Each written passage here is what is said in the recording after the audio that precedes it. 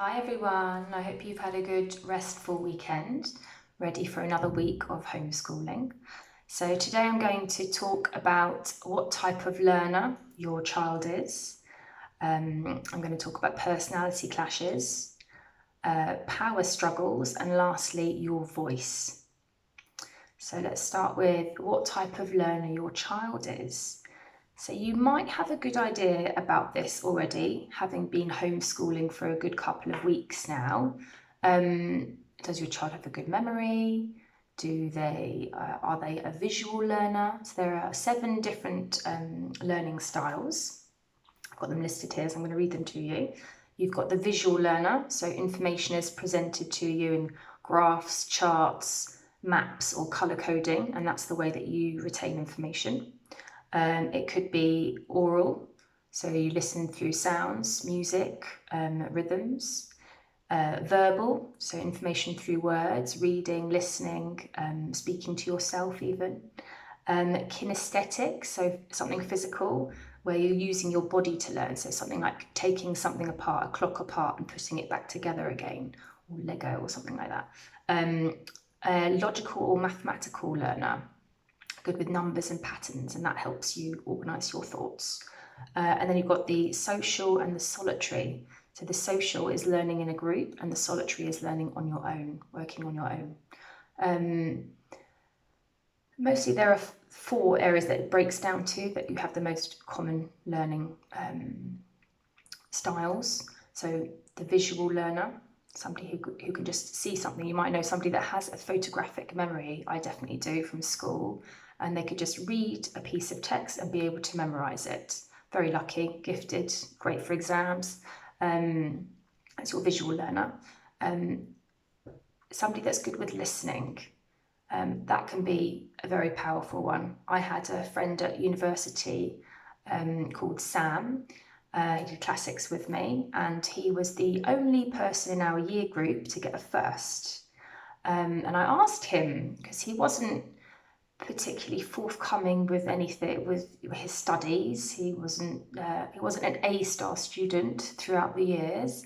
And he told me his trick was that he had pre-recorded himself reading out his essays, or reading out very good quality essays, and he'd listened to them for months on his Walkman back in the day, and that's how he retained information.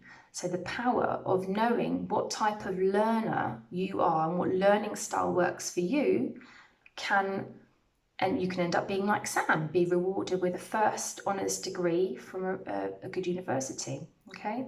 That's my little example for you. A kinesthetic learner, so somebody who is a doer, so they do something, they break up a word physically that has been written into phonics, into letters, and put it back together again, and therefore remembering it that way.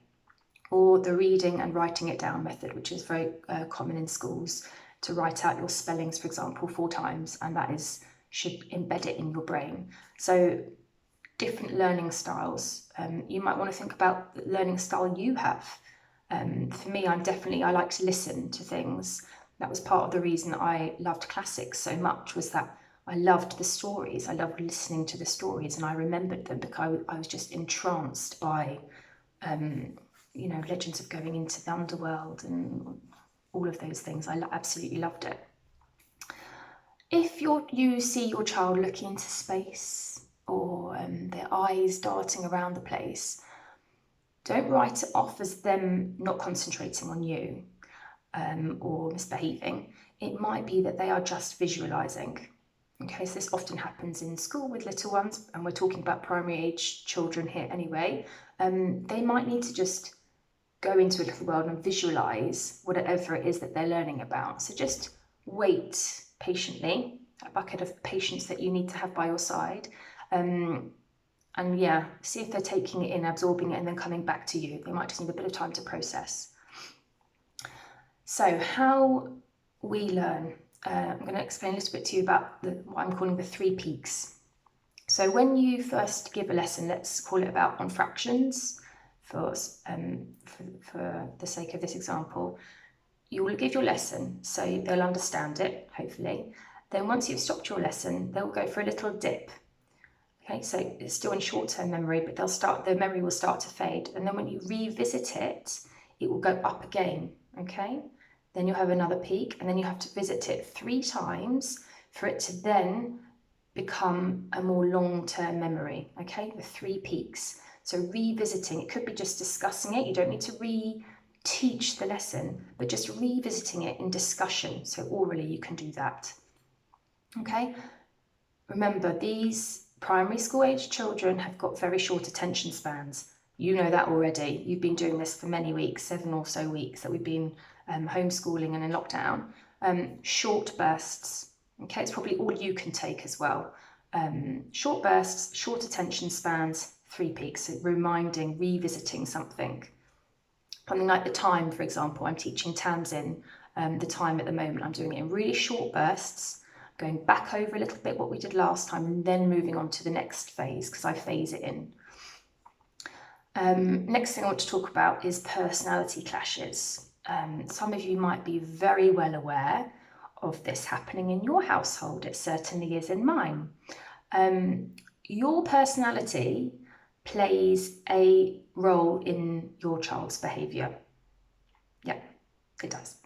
50% actually.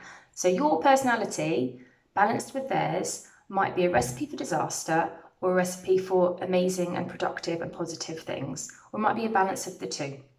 Hence why short bursts are really important if it's the former. One parent might be better equipped with the right personality traits to teach a certain subject. One parent might set off an argument just by the way that they are, the way that they present information and expect you to know it, for example. Or they might be super, super patient with a particular area. This is no reflection on you and how much you love your child. It's just a personality thing that we all have them with people that we work with. We might get on with some for certain tasks and not others. It's just the way that the world runs. So in my household, I teach Tamsin most things, so that's my daughter in reception, but with Harrison, I only teach him the literacy part of the things that he is being given from school. And my husband, Mark, teaches him the maths side. Okay, so we divide and conquer in that way. I'm not the best person to teach my son maths, whereas my husband is brilliant. He has his own methods, his own way to get through to my son so that he understands it. So we divide and conquer. We realise that I do all the literacy, he does all the maths. We assess our own personalities and whether we're going to be the best person to teach that subject. Okay, so perhaps have a conversation with your partner, or if you are the only person doing it, then you've got to do everything. Well done to you if that is the case. And I know it's hard, it's very intense to do it all on your own. So well done, parents who are single parenting. Power struggles. I'm sure that most people are experiencing that as well. Are you in a cycle of power struggles? Perhaps if you have a very strong-willed child, I know I do, they all have a need for power at the moment. I mentioned this in one of my previous videos. They have got no control, they're not at school, they're not allowed to see their friends, they're not allowed to go out other than for a little bit to have a walk and a bit of exercise in the day. They have no power. That's really hard. So they're going to be pulling the power strings at home with you. You can tell a lot about your child's mood, the way they put down a pencil. You could write pages just on the way in which they do that will reflect the mood that they're in. I'm sure that there is a lot of pencil throwing in frustration in various households. We've experienced that quite a bit. When that does happen, nice, calm responses, or take a little break. Okay, this is where your voice, which is the next thing I wanted to talk about, has got to be calm. You have got to be an actor. Teachers are actors sometimes. We do have to be. We have to put on the teacher face and roll with that for the class. You will get frustrated, they will get frustrated, and it's your job as the adult, as the parent, to diffuse before it blows up too much, okay? So your voice has to be calm. Try and not shout, try and get it to a level where you don't need to get to that stage, because then that just makes things a whole lot worse. I know sometimes it's unavoidable, but really try your best. And that will help with power struggles as well. Just give them a little bit of time out. We're going to take 5 now. Go make a tea, go make a coffee, let them have a snack, let them stretch their legs. Try not to shout. I would also try and avoid phrases like, I told you so. Or maybe replace it with things like, I'm confident that next time you'll make a better decision. So not shaming them, but giving them, letting them save face a little bit, which I think is quite important, especially as your child gets a bit older and is going further down the primary school route. So I hope some of those things have helped, and good luck with this coming week. Bye.